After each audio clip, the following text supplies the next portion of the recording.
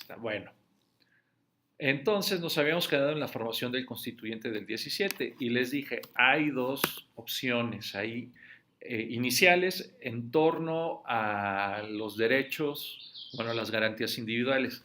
La primera visión es la de Carranza y la segunda, la de Obregón.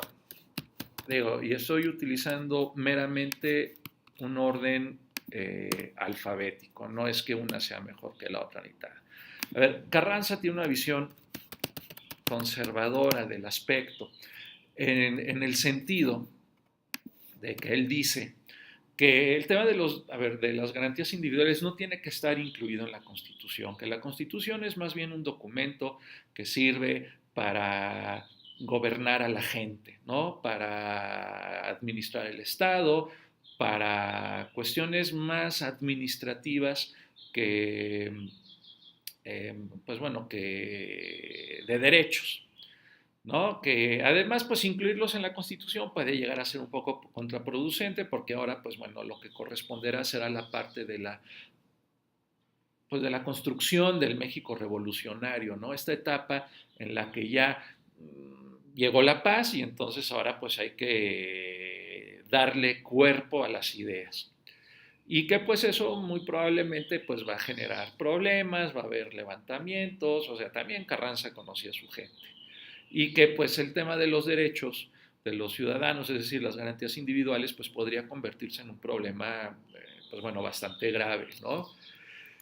Obregón, por su parte, tiene la visión que tradicionalmente se dice que es jacobina. A mí particularmente el término jacobino no me gusta porque tiene la connotación de la Revolución Francesa, ¿no? De un radicalismo irracional, absurdo, pero bueno, se le ha tildado de jacobina. Nosotros pues podríamos decir que más que jacobina es la versión, bueno, radical o también pues la liberal, ¿no? En el sentido de que Obregón lo que dice es, no, tienen que estar integradas en la Constitución, forman parte de la Constitución, es lo que anima la vida constitucional del país. Es más, sin las garantías de los ciudadanos, carecería de sentido la Constitución, ¿no? Esa es un poco la visión de Obregón.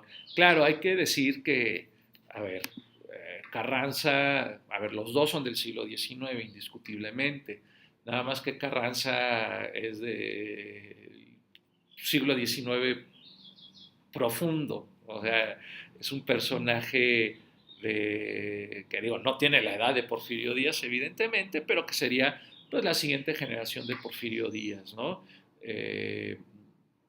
Y en cambio, pues Obregón sería, pues correspondería ya a la siguiente generación de Carranza. Entonces, claro, se entiende que es más joven, pues que también tenga esta visión de los derechos de los ciudadanos, ¿no? Y en este sentido, finalmente la opción que va a triunfar es, bueno, la de mi amigo Obregón. Obregón triunfa. A ver, y esto no significa, a ver, que a partir de ahora sea un tipo que tenga mucho poder o que quede plenamente empoderado. No, nada más que su visión fue la que permeó y Carranza lo entendió, pues, o sea, tampoco se enojó ni se molestó, ¿no? A ver, tampoco esto es clase de educación cívica o de civismo. No vamos a ver todos los artículos de la Constitución mexicana, ni siquiera todos los que garantizan los derechos de los ciudadanos, pero sí hay que hablar de algunos artículos que son los pilares de la Constitución en términos revolucionarios. Con esto a lo que me refiero es que son aquellos artículos que reflejaron más su esencia revolucionaria o que pues se apropiaron de las ideas revolucionarias, ¿no? Son los artículos más revolucionarios. Empezaremos, a ver, por el tercero. Algunos de ustedes ya se acordarán que el artículo tercero es el que tiene que ver con la educación, ¿no? Entonces, pues es un artículo que,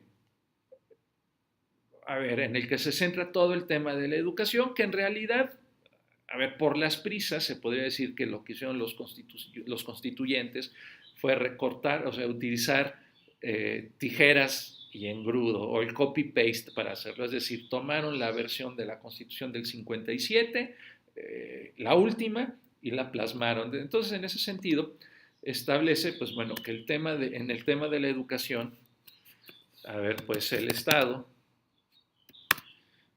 tiene injerencia, el Estado se involucra, es decir, la educación es una cuestión del Estado. Es decir, la máxima autoridad en materia educativa es el Estado.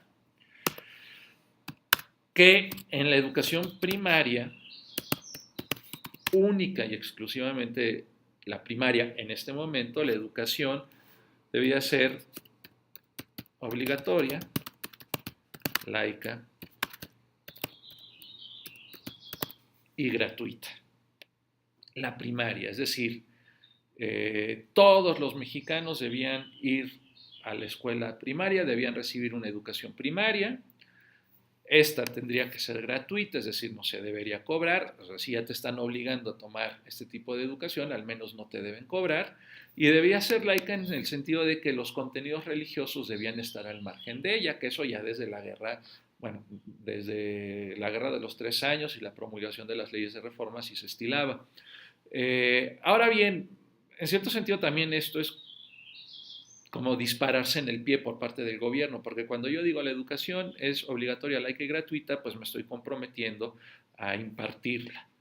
Pero el gran problema es que el gobierno mexicano no tiene los recursos económicos para abrir los suficientes centros educativos de primaria, ya no se hable del resto de los niveles, como para poderla impartir. Entonces, en ese sentido, también se va a reconocer el derecho que tienen los particulares, el derecho de los particulares, a ver, de los particulares,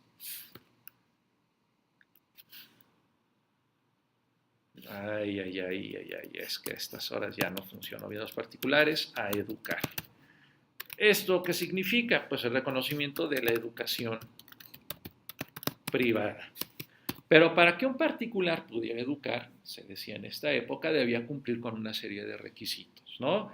El que no fuera sacerdote, ¿no? El que siguiera los mismos planes de estudio que los que ofrecía el gobierno, la Secretaría de Instrucción Pública, ¿no? Que no se tocara el tema de la religión en ellos.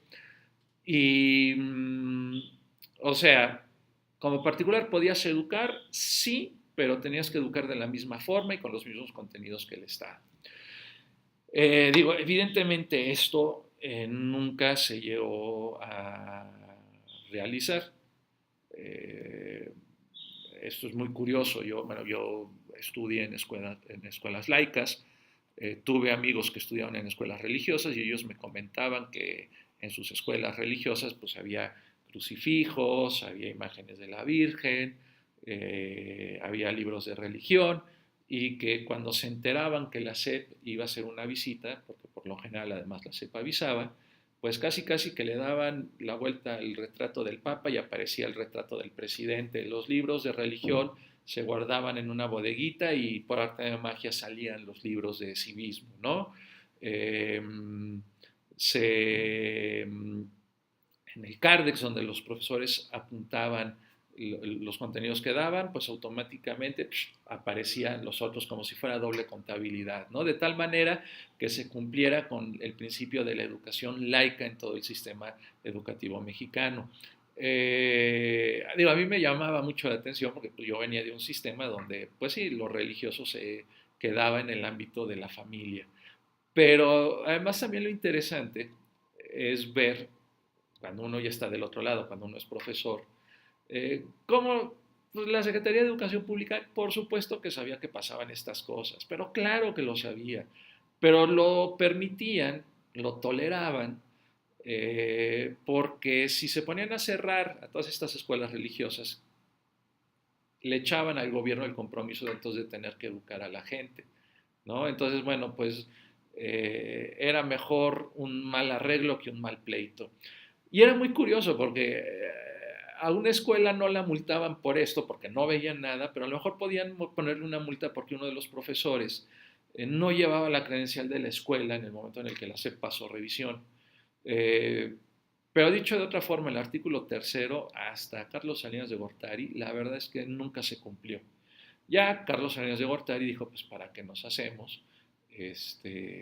O sea, hay que darle, es una situación que sucede, pues en vez de seguirla negando o seguirla obviando, pues mejor la regularizamos, ¿no? Entonces, eh, fue un artículo, pues bueno, fundamental porque al Estado le daba pues el derecho y la capacidad para educar y en ese sentido pues educaría bajo los criterios de la Revolución Mexicana, por eso es que era tan importante.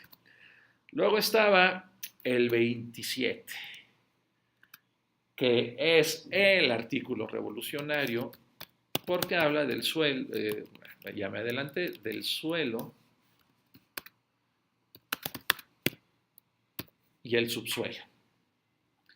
Y entonces, ¿qué dice? Bueno, pues que tanto el suelo como el subsuelo pertenecen a la nación.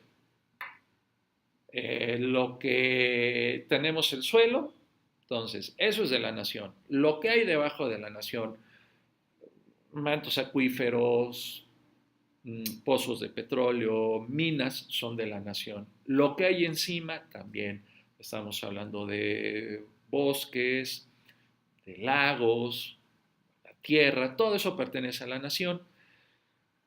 Y en ese sentido, pues bueno, la nación lo que puede hacer es concesionar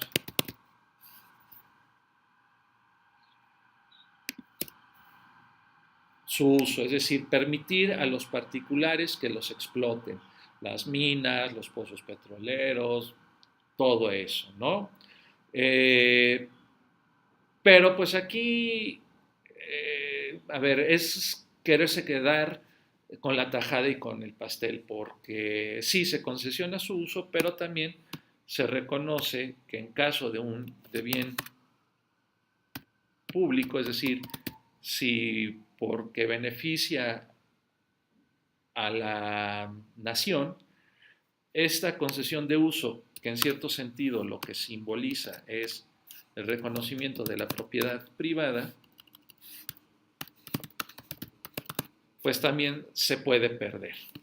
Si de pronto pues, se encuentra oro, regresa a la nación porque se convierte en algo público, genera un bien público. Y este bien público se da, este regreso de la propiedad privada a manos de la nación se da a través de la expropiación o bien de la... Ay, se me fue ahora la onda. Es la expropiación o la nacionalización también, dependiendo ahí de quién sea el dueño de todo esto.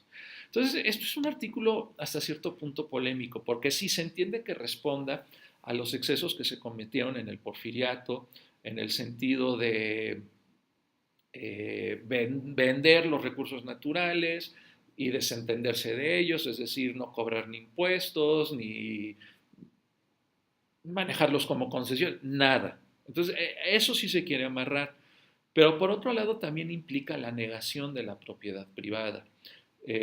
Si en determinado momento, yo tengo una compañera de la universidad que donde ella vivía, dijeron, ¿qué crees, chaparrita? Pues por aquí va a pasar el metro. Entonces, pues te vamos a expropiar tu casa. Y no hay de que te ampares ni nada, ahí va la expropiación. Y pues sí es una trastada porque además pues lo que te van a pagar no es el valor real, es el valor catastral. O sea, las propiedades tienen dos valores en México. El valor que estima el gobierno, que es el valor catastral, y el valor de mercado.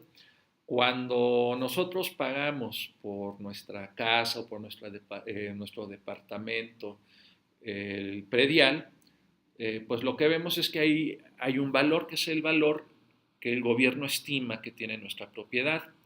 Y por lo general es un valor muchísimo más bajo del que tendría nuestra propiedad si nosotros la quisiéramos vender.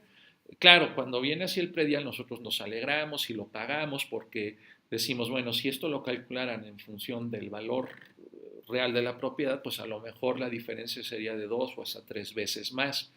El problema es cuando te dicen por aquí va a pasar el metro, entonces yo te voy a pagar tu propiedad no en función del valor comercial, va a ser el valor de la va a ser el valor catastral y entonces pues sí, ahí es cuando uno llora y llora amargamente porque ve cómo su propiedad pues pierde valor. Y entonces, pues, ¿qué resulta? Que a final de cuentas, pues no hay una verdadera propiedad privada en México, ¿no? Ese es un poco el comentario. Seguiré explicando esto más adelante. Ahorita, pues bueno, cortamos aquí.